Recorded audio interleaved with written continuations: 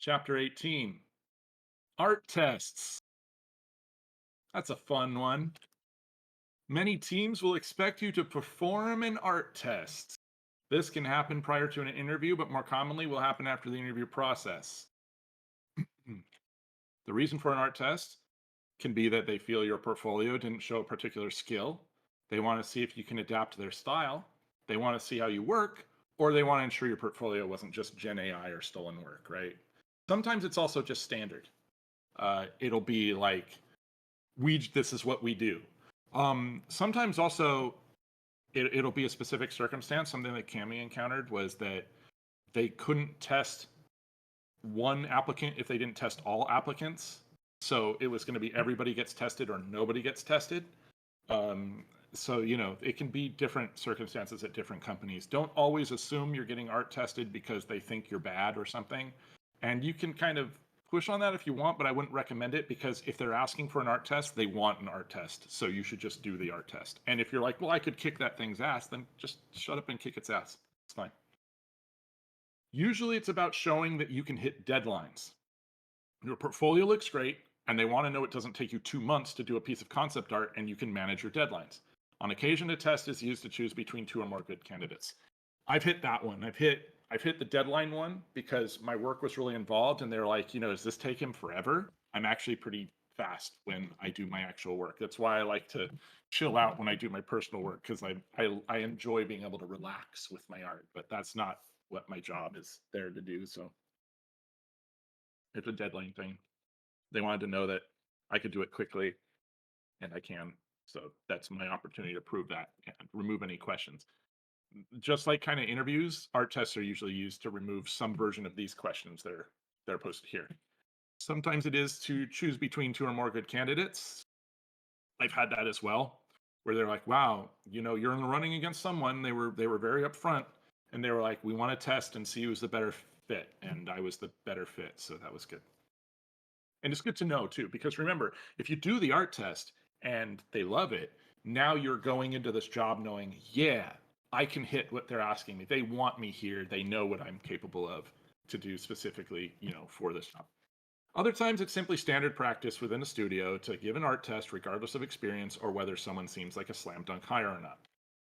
This is an opportunity for the team to see how you work and think on your feet. It's also a chance for them to give you feedback and just as much an opportunity for you to experience what working with the team might be like. This is the area that people tend to forget. It's an opportunity for you to understand if this is going to suck or not. And if you can hit that bar they're looking for, or what is that bar, or how will their feedback work. And a lot of times the test is really just, do you take feedback well? They're good. Sometimes that's what will happen is they're going to give you some feedback no matter what because they just want to see how you're going to react. Because if you get like crazy violent about it, you're like, yeah, how dare you, sir, tell me of my artistic caliber how to adjust my fine art that I performed for you here as an opportunity for you. Like, I don't want to work with that guy. That guy sounds ridiculous. Sounds like a cartoon. Art tests are a great equalizer for self-taught artists and college-taught artists. It levels the playing field and simply has you showing that you have the skill to perform the requested tasks within the allotted time. That guy over there has an art degree. So does that girl over there. What about me? I don't, but I can perform the task and I have the portfolio and so on. So I can just prove that I'm at that caliber. I don't need a piece of paper to tell everybody I know how to do art, but I do need to do art. What might an art test be? I get asked this one a lot. It's kind of, it's another one and there is no direct answer. It depends. An art test will be a brief of your assignment with a deadline attached, right? It can vary wildly, widely, Jesus, from team to team. Won't even always have to do specifically with the job you'll be taking on. They're generalized art tests that a team will come up with for any art hire that includes things hired artists wouldn't be doing. I had this. We did this at Blizzard on Hearthstone team. If you were brought into the 2D team, one of the things they would test you on is doing FX calls. Like you don't even do that. Like that's not even in the pipeline. But it's a good example of how you think and how you problem solve and how you artistically represent those solutions, which is good. Depending on the discipline, the test can consist of one or more duties. For a concept artist, this might be an environment concept and then a final illustration plus a VFX content. So a VFX concept is just going to be, like, oh, a fireball is being shot. How does that look? How would that resolve? What's the timing maybe? An illustration is illustration. Concept can be any version of depth for that, depending on what they ask you. Sometimes part of the test is to perform the task in a specific style to ensure you can match it within the time frame. This was a big thing on Hearthstone because we need you to make a board. And that's a house, Warcraft kind of carting and the wonky kind of wood and different stuff like that and control your colors. It doesn't matter how good you are at drawing something else. But if you've reached this point, it's because we think you can do it, right? We're just trying to make sure. So since what it is depends on the developer, the difficulty and how it involves has very wide range of and how involved it gets has a very wide range of possibilities. Many art tests provide an example or concept to work off of, but will not mention what they're looking for beyond the assignment, so there might be guesswork involved. You navigate that accordingly. Most reasonable art tests have a deadline averaging a week in length and request you to work on a piece from start to finish. Final submission parameters will be outlined in the brief. You will have a brief. That's where the information is. If the information isn't in there that you're looking for, ask about it. It does not mean you'll always have only a week. Some places will give you more time. Most places won't give you less time because the assumption is maybe you already have a different job and you don't have time for this. Some things to consider in regards to art tests. Art tests are about how well you follow instructions. Wow. Pay attention to the detail of the brief and the detail of your work. Be creative, but don't change what they ask you to do. This means stick to the brief. There's a reason they gave you this brief. If I'm asking you for an illustration of an environment of a mining company, location with a mine shaft opening and, some heavy equipment, don't go, well, that's neat, but I've decided to draw a television underwater. Like, what are you doing? What you turn in doesn't have to be perfect, but you want it to be good. Don't work in a way that's so tight and so worried, that you drive yourself crazy thinking that if you don't have this tiny line over here, they're going to hate you, because that's probably not true, but make sure the quality's there. Some art tests are paid. This is great and respects your time. Most are not. Yeah. This is a huge point of contention when discussing art tests online comes up, where people are like, hey, and they'll do the little clapping emoji, get paid for your art test or don't do it. If you want to get paid for every art test, a lot of jobs, you won't get them because they actually can't. We tried to get paid art tests for 2 jobs that I worked at, and the company just refused. They're like, no, we don't do that. And like, we as a team wanted to pay people for their time, even though we weren't going to use the work, even if we paid for it. They're like, we just don't use it. We don't use art test work. It's just not something we do. But we couldn't pay for it. So if you didn't do the art tests, which we needed you to do because it wasn't paid, then you didn't get the job. And that's just the reality of it. I think that paying for art tests is great. Some companies don't have budgets for that, and it's out of control of the people you're talking with. So, if you want to do only paid art tests, cool, but understand what that means, right? There's a difference between saying, I'll never do this, and then actually never doing it. If you refuse to do tests because they're not paid or because you do not want to do it or are insulted by it, then you simply will not get some positions. You should know this, but just so you know, you don't get to make those rules sometimes, especially with big companies. They're just going to go to the next person. Doesn't mean you therefore should always do what they ask. I'm just saying, as a consideration, if you make the gamble of, standing up to that, you might lose. Be wary if a company asks for a test that will take 3 or more weeks to do and is unpaid. This company doesn't respect your time at best and could be a scam at worst. So, if they're and by takes 3 or more weeks, what I mean is like it actually takes that long to do it. You know what I mean? Like by any reasonable professional. Like, oh, I need 5 gallery paintings as part of my test. Like, no, you do not. You want free artwork.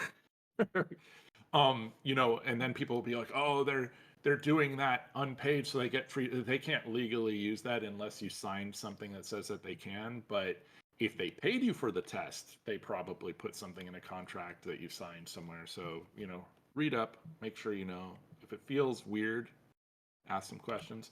Some jobs will skip the test if you have a lot of proven experience and they feel you're a strong enough candidate. I've been bypassed for standard art tests before, and then I've also my two most recent jobs, I had to do art tests at, including when I went to Blizzard, and they were like, "Dude, you're probably a perfect fit, but we're gonna test you anyways."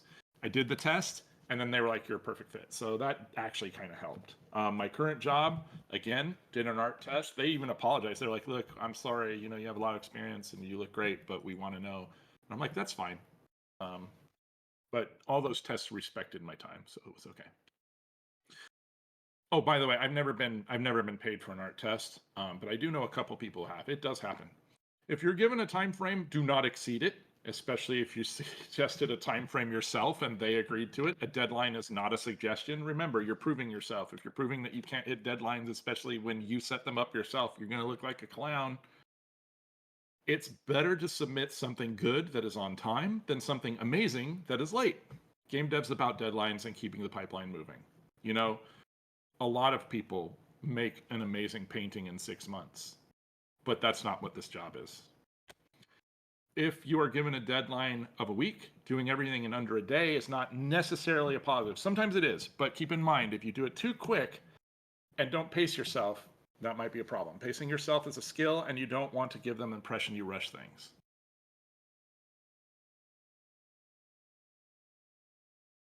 Pause after the next chapter? Yeah. If you do reach a satisfactory state early, you can always do a little extra if you want to. Feel free to ask questions or for clarifications on the requested work. Remember, you're communicating with these people, right? You should be able to be like, hey, is this really what you want to? Don't, ask 30 million questions, because then you're just going to look like you just have no idea what you're doing. But reasonable questions are fine. Oh, did you want it this way? Do you have a preferred format? Do you want the sketches on the same page? That kind of thing.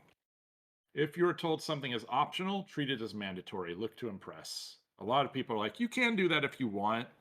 Not always, but often that's code for we want you to do it and we're going to see if you do. You know what I mean? That kind of thing. Show your work. Have sketches and iterations so the team can see how you think and how you arrive at your final. If the info is available, you could look at the company website or art from artists who work there to get a better feeling of the quality bar and style to aim for. Approach these from the standpoint of a game dev and not just an artist. You know what I mean? There's going to be pipelines. There's going to be types of communication. If it's a concept job, that goes up to where I said show your work. Concepts means various ideas and then picking a final and so on. For 2D, this means, yeah, there you go. Is the concept going to make sense and work in 3D space? Is your level of detail appropriate for the suggested scenario? Is your final cleaned up, and does it have enough callouts to be clear? For 3D, is the model efficient? Clean UVs, efficient unwraps, topology. Are you aware of technical requirements for game art? Does it show in your work? Right? It's not just, oh, I made a neat high poly model. Is this usable? That's a big thing in portfolios too, especially for 3D artwork. It's one thing to do like cosmetically pleasing work. It's another thing to make something that's actually usable in a game sense. Presentation of your finals matters as well.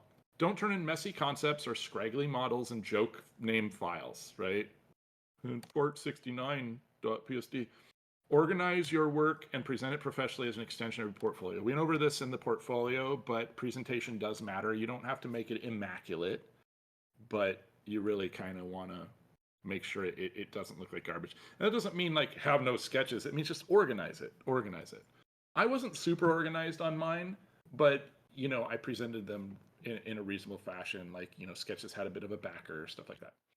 You won't always get feedback on your test, whether you are offered the position or not. But if you do, take advantage of that information for your next test. So sometimes you'll do a test and they'll tell you why it didn't work, or be like, they liked this or whatever. You can use that. That's information. That's great. I've been hired at a place and they didn't tell me what they thought of my test. And I asked and they're like, oh, we just liked it. You know what I mean?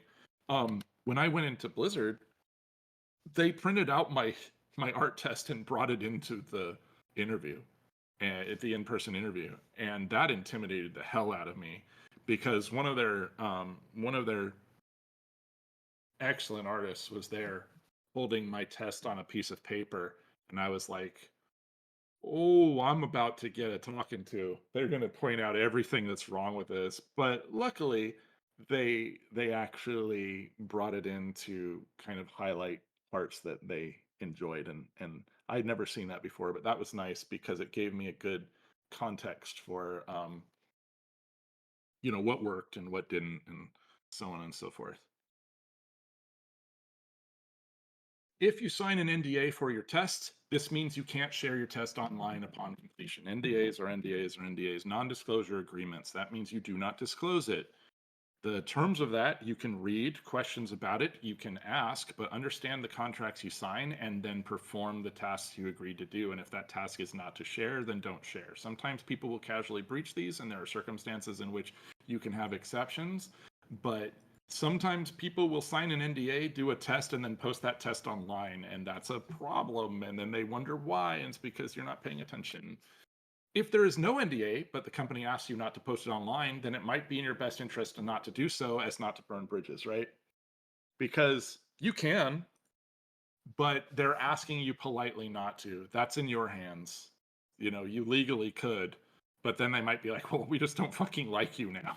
You know what I mean? Um, and that can look bad, especially if a place is known for saying, yeah, we'd prefer not to have our tests out there. And that reason can vary. In the case of the places I've worked, they didn't want the tests publicly posted because they didn't want people to try to figure out what the test was and then do it in advance. Because that's just not going to give a good read of what they can do. This is one of the reasons why I would usually do a different test for each individual so they couldn't get ahead of the test. But don't post it. I have a lot of tests I haven't posted publicly because of this.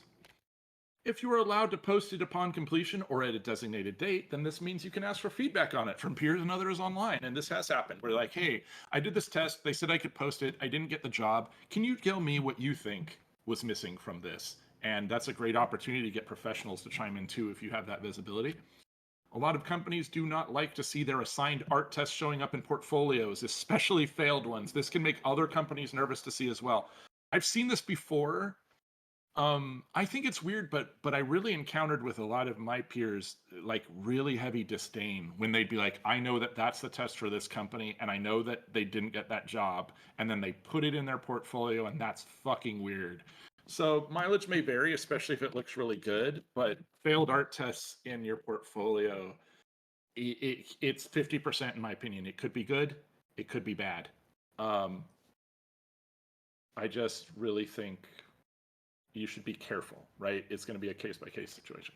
As with anything, getting stressed out and fearing the company providing the test is only going to make your efforts more difficult.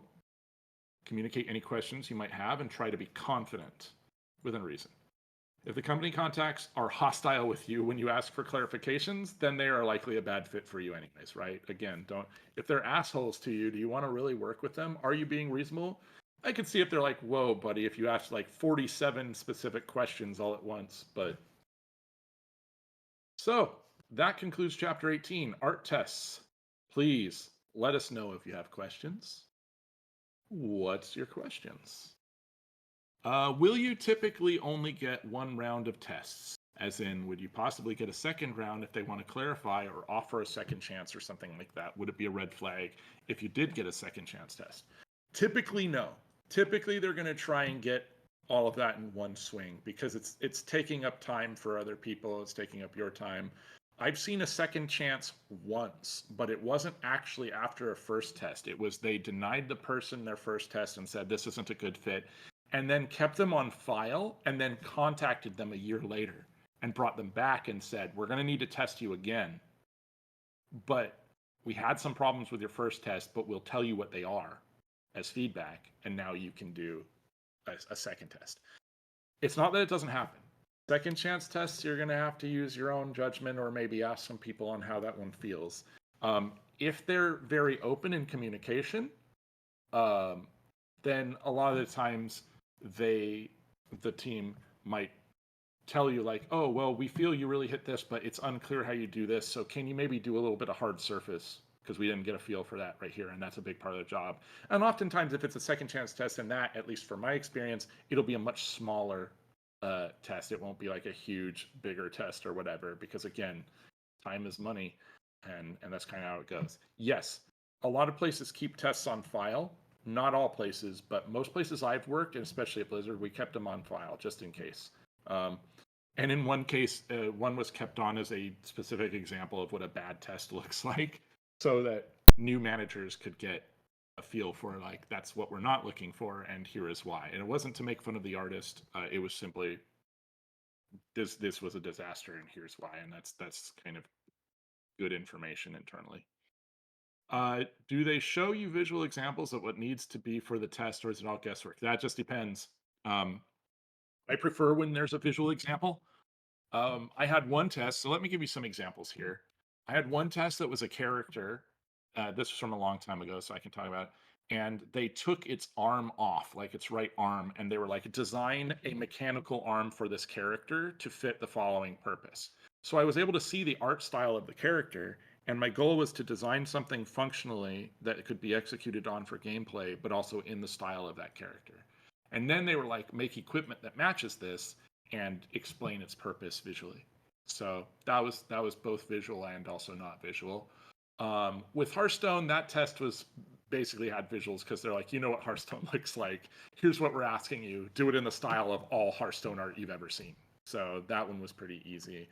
Um, I had a test where they basically wanted me to create new assets for a thing and then give feedback on other assets. So that was visual. They showed me a pile of assets and they're like, make assets like this, but different in these ways. And then they gave me art to give feedback on based off what I knew those other assets were.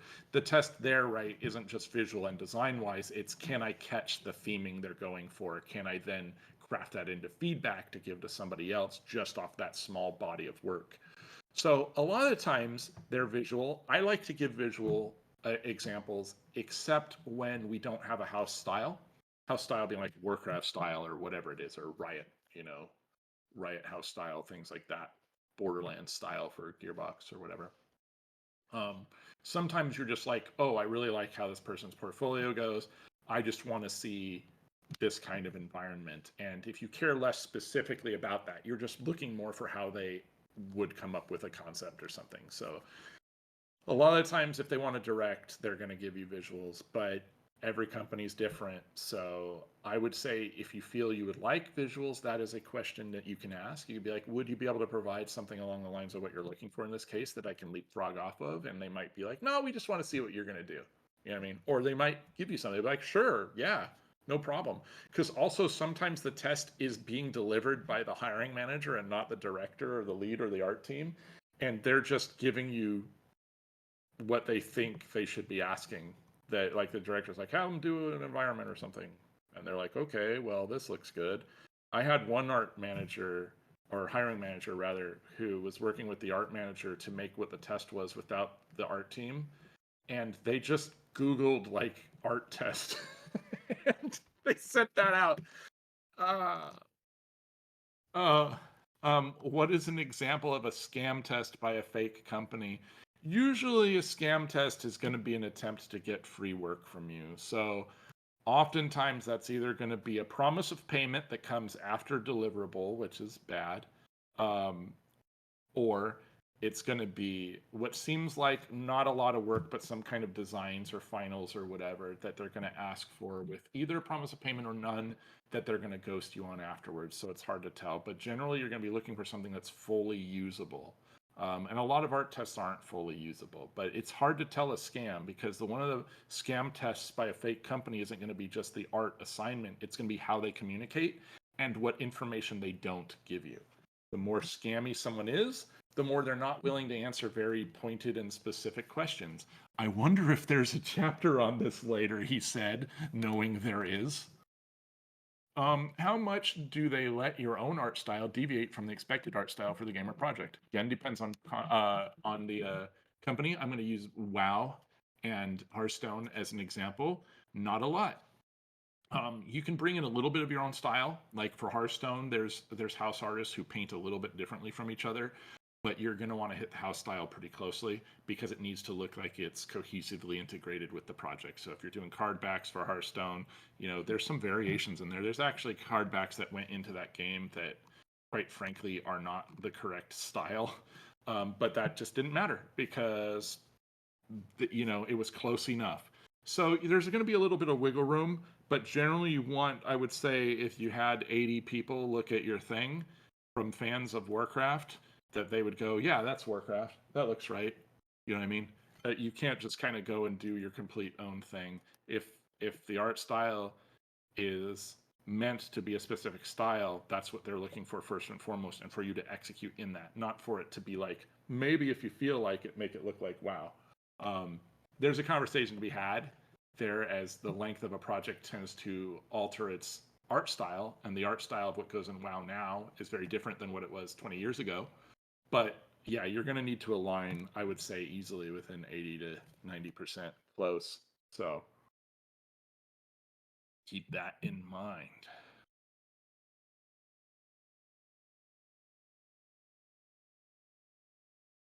I think we're good. All right, let's pause it here.